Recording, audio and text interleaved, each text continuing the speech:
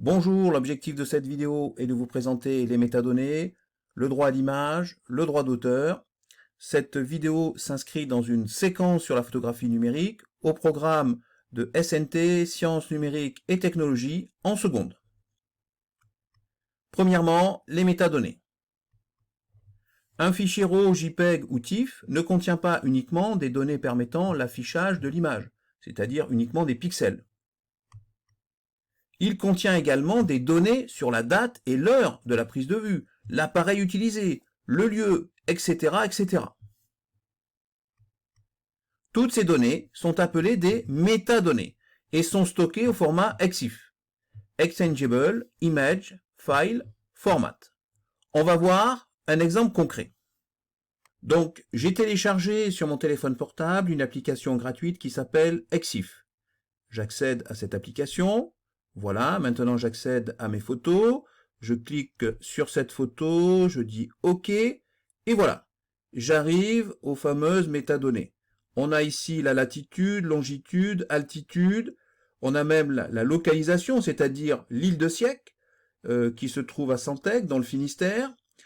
On a, le type d'appareil téléphonique utilisé pour prendre la photo, le type de codage de couleur, c'est-à-dire RGB, on a la date et l'heure de prise de vue. On a aussi la résolution en dpi. On a de la même façon la taille du fichier en mégabits, 8,4 mégabits. On a le réglage de la focale de l'objectif, et ainsi de suite. On va maintenant passer au paragraphe 2. Donc, droit à l'image, droit d'auteur. L'article 226.1 du Code pénal indique est puni d'1 an d'emprisonnement et de 45 000 € d'amende, le fait au moyen d'un procédé quelconque, volontairement de porter atteinte à l'intimité de la vie privée d'autrui, en captant, enregistrant ou transmettant sans le consentement de leur auteur des paroles prononcées à titre privé ou confidentiel, en fixant, enregistrant ou transmettant sans le consentement de celle-ci l'image d'une personne se trouvant dans un lieu privé. Chaque personne dispose d'un droit exclusif sur son image et l'utilisation qui en est faite. Lorsqu'une image a été prise dans un lieu privé, sa publication nécessite le consentement écrit des personnes identifiables.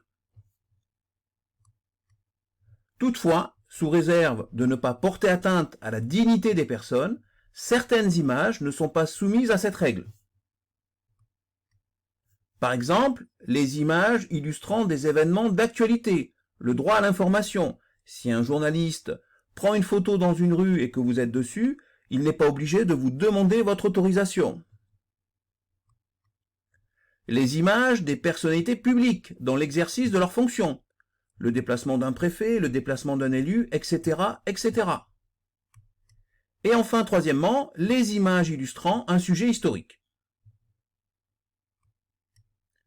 Dans le cas où ce droit ne serait pas respecté, il convient d'abord de demander le retrait de l'image, puis, si cela n'a pas abouti, une plainte peut être déposée auprès de la CNIL, Commission nationale, informatique et liberté. Vous avez ici l'URL. Il existe aussi un droit à l'oubli. Ainsi, on peut demander le retrait de certaines données dès lors qu'on estime qu'elles nous portent préjudice. Les images numériques sont également soumises au droit d'auteur. Avant de publier une image, il faut donc s'assurer que cela est possible. En cas de litige, les métadonnées EXIF peuvent fournir des informations essentielles. Et bien voilà, c'est la fin de cette vidéo. Je vous dis à bientôt sur la chaîne YouTube Skoll Mathématiques.